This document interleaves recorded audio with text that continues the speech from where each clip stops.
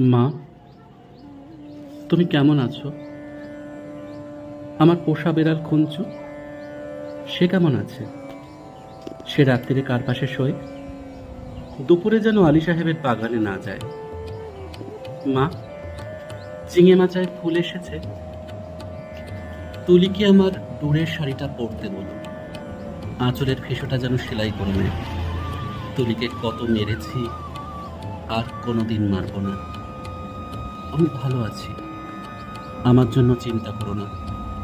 মা, আমাদের ঘরের চালে নতুন খড় দিয়েছ? এবারে বৃষ্টি হয়েছে খুব। তরফদার বাবুদের পুকুরটা কি ভেসে গেছে? কালো ফলুরা মাছ পেয়েছে কিছু? একবার মেঘের ডাক শুনে কই মাছ উঠে এসেছিল ডাঙায়। আমি আম গাছ তলায় দুটো কই মাছ ধরেছিলাম। তোমার মনে আছে মা? মনে আছে? আলী সাহেবের বাগানের সেই নারকোল চুরি করে আনিনি, মাটিতে পড়েছিল, কেউ দেখেনি। নারকোল পড়া সেই স্বাদ এখনো মুখে লেগে আছে। আলী সাহেবের ভাই মিজান আমাকে খুব আদর করত। বাবা একদিন দেখতে পেয়ে চেলা কাঠ দিয়ে পিটিয়েছিল আমাকে। আমার কি দোষ? কেউ আদর করলে আমি কি না বলতে পারি? আমার পিঠে এখনো সেই দাগ আছে। আলী সাহেবদের বাগানে যাইনি, আমি আর কোনো বাগানে যাই না। সেই দাগটায় হাত বুলিয়ে বাবার কথা মনে পড়ে। বাবার জন্য আমার খুব কষ্ট হয়। আমি ভালো আছি, আমি খুব ভালো আছি। বাবা যেন আমার জন্য একটু না ভাবে। তুলি কি এখনো ভূতের ভয় পায়? তুলি আর আমি পুকুর ধারে কলা বহু দেখেছিলাম, সেই থেকে তুলির পিঠের ব্যায়াম শুরু হলো। দাদা সেই কলা গাছটা কেটে ফেলল। আমি কিন্তু ভয় পাইনি। তুলিকে কত খেপিয়েছি। আমার আবার মাঝরাতে সেই কলা বউ দেখতে ইচ্ছা করে। হ্যাঁ, ভালো কথা। দাদা কোনো কাজ পেয়েছে? নকুরবাবু যে বলেছিল বহরমপুরে নিয়ে যাবে, দাদাকে বলো। ওর ওপর আমি রাগ করিনি। রাগ পুষে রাখলে মানুষের বড় কষ্ট। আমার শরীরে আর রাগ নেই, আমি আর এক ফোঁটাও কাঁদি না। মা, আমি রোজ দোকানের খাবার খাই।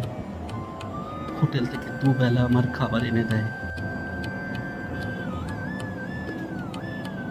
মাংস মুখে দিয়ে আর তুলির কথা, কাদু ভুলুর কথা মনে পড়ে। তোমাদের গ্রামে পটল পাওয়া যায় না, আমি আলু পটলের তরকারি খাই, পটল ভাজাও খাই। হোটেলে কিন্তু কখনো শাক রান্না হয় না। পুকুর পাড় থেকে তুলি আর আমি তুলে আনতাম কলমি শাক। কি ভালো, কি ভালো, বিনা পয়সায়। কোনোদিন আর কলমির শাক আমার ভাগ্যে জুটবে না। ঝোর হাওয়া দিলে তাল গাছের পাতা সরসর করে, ঠিক বৃষ্টির মতন শব্দ হয়। এই ভাদ্র মাসে তাল পাকে, টিক টিক করে তাল পড়ে। বাড়ির তাল গাছ দুটো আছে তো। কালু তালের বড়া বড় ভালোবাসে, একদিন বানিয়ে দিও। তেলের খুব দাম জানি, তবু একদিন দিও।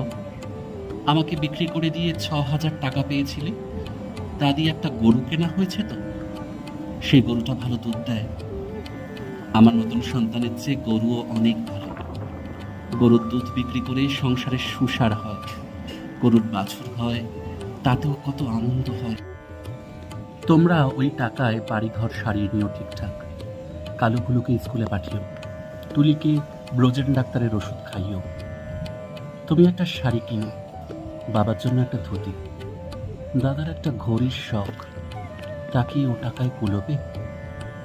আমি কিছু টাকা জমিয়েছি, সোনার দুল গড়িয়েছি। একদিন কি হলো জানো মা? আকাশে খুব মেঘ জমেছিল, দিনের বেলা ঘুরঘুরতে অন্ধকার। মনটা হঠাৎ কেমন কেমন করে উঠল। দুপুরবেলা চুপি চুপি বেরিয়ে ট্রেনে চেপে বসলাম। স্টেশনে নেমে দেখি একটা মাত্র সাইকেল রিক্সা। খুব ইচ্ছে হলো একবার বাড়িটা দেখে আসি। রথতলার মোড়ে আসতেই কারা যেন চেঁচিয়ে উঠল, কে যায়, কে যায়? দেখি যে হাবুল শ্রীধরদের সঙ্গে তাস খেলছে দাদা। আমাকে বলল, কেন ফিরে এসেছিস? আমি ভয় পেয়ে বললাম, ফিরে আসিনি গো, থাকতেও আসিনি, একবার শুধু দেখতে এসেছি। হাবুল বলল, এটা একটা বেবুসে। কি করে জানলো বলো তো? তাকে আমার গায়ে লেখা আছে। আর একটা ছেলে চিনি না বলল, ছি ছি ছি, গায়ের বদনাম। হাবুল রিক্সাওয়ালাকে চোখ রাঙিয়ে বলল, ফিরে যা। আমি বললাম, দাদা আমি মায়ের জন্য কটা টাকা এনেছি, আর তুলির জন্য দাদা টেনে এক চর কাশালো আমার গালে।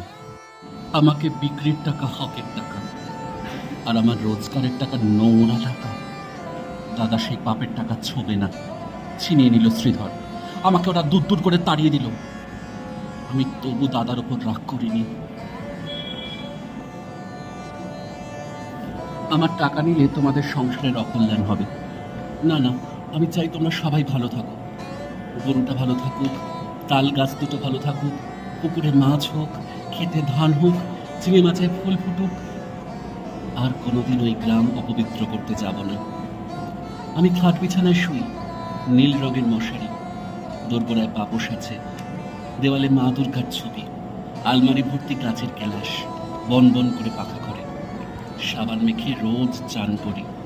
এখানকার কুকুরগুলো সারা রাত ঘেউ ঘেউ করে। তাহলেই বুঝছো কেমন আরামে আছি আমি। আমি আর তোমার কেউ নই, তবু তুমি আমার মা। তোমার আরো ছেলে মেয়ে আছে, আমি আর মা পাবো কোথায়? সেই জন্যই তোমাকে চিঠি লিখছি মা। তোমার কাছে একটা খুব অনুরোধ আছে, তুলিকে একটু যত্ন করো। ও বেচারি বড় দুর্বল। যতই অভাব হোক, তবু তুলিকে তোমার পায়ে পড়ি মা। তুমি বাবাকে একটু বুঝিয়ে বলো, তুলিকেও যেন আমার মতন আরামের জীবনে না পাঠায়। যেমন করেই হোক তুলির একটা বিয়ে দিও। ওর একটা নিজস্ব ঘর সংসার, একজন নিজের মানুষ। আর যদি কোনো রকমই ওর বিয়ে দিতে না পারো, ওকে বলো গলায় দড়ি দিয়ে মরতে। মরলে ও বেঁচে যাবে। না না না, এ কি অলক্ষণে কথা বলছি আমি। তুলি বেঁচে থাকুক, আর সবাই বেঁচে থাকুক। তুলির বিয়ে যদি না হয়, না হোক। দুপায়ে জোর হলে তুলি কোথাও চলে যাক, মাঠ পেরিয়ে, জলা পেরিয়ে, জঙ্গল পেরিয়ে, আরো দূরে দূরে, আরো দূরে। যেদিকে দু চোখ যায় এমন জায়গা নিশ্চয়ই কোথাও আছে, কোথাও না কোথাও আছে, যেখানে মানুষরা সবাই মানুষের মতন আছড়ে দেয় না, কামড়ে দেয় না, গায়ে ছেঁকা দেয় না, লাথি মারে না। সেখানে একটা ছেলে বা মেয়ে শুধু মানুষের মতো বাঁচতে পারে। মা, তুমি আমার মা। আমি হারিয়ে গেছি। তুলিকে তুমি যেন আমার মতন না হয়।